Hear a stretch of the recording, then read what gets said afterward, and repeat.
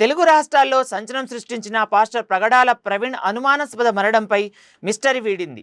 ప్రమాదం వల్లే చనిపోయాడని తేల్చారు పోలీసులు. హైదరాబాద్ నుంచి రాజమండ్రి వరకు ప్రవీణ్ ప్రయాణించిన మార్గాల్లోని సీసీటీవీ ఫుటేజ్ని సేకరించారు. ఆయన ఎక్కడెక్కడ ఆగారు, ఏమేం కొన్నారన్న వివరాలు సేకరించారు. యూపీఐ పేమెంట్స్, వాహనదారులు, పెట్రోల్ బంక్ సిబ్బంది టెక్నికల్ అనాలిసిస్ తర్వాత కంక్లూజన్కు వచ్చారు. సాక్ష్యాల విచారణ, టెక్నికల్ ఎవిడెన్స్, పోస్టుమార్టం రిపోర్ట్ తర్వాత ప్రమాదంలో చనిపోయినట్లు తేల్చామన్నారు ఐజీ. ప్రవీణ్ది హత్య అంటూ సోషల్ మీడియాలో ప్రచారం చేశారన్నారు ఐజీ. హత్యకు గురైనట్ల ఆధారాలు లేవన్నారు. ప్రవీణ్ కాల్ లిఫ్ట్ మొత్తం తీశామన్నారు. ప్రవీణ్ దారి మధ్యలో వైన్ షాప్ దగ్గర ఆగారు. అక్కడ చేసిన నగదు లావాదేవీల వివరాలు సేకరించామని ఐజీ పేర్కొన్నారు. దారి మధ్యలో 3 సార్లు ప్రవీణ్ పడిపోయారని తెలిపారు. ప్రవీణ్ డ్రంక్ అండ్ డ్రైవ్ స్టేజ్లో వాహనం నడిపారని తేల్చి చెప్పారు. లిక్కర్ షాపులో పేమెంట్స్కు సంబంధించిన టైం మ్యాచ్ అయిందని వెల్లడించారు.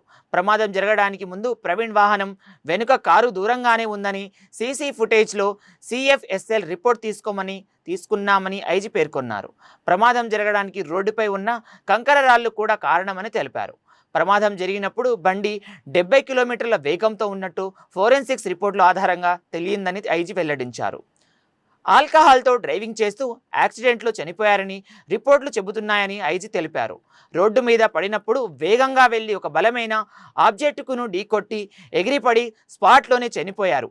బాగా ఎండ, కంటిన్యూ జర్నీ చేయడం కూడా ఒక కారణం కావచ్చని ఐజీ చెప్పారు.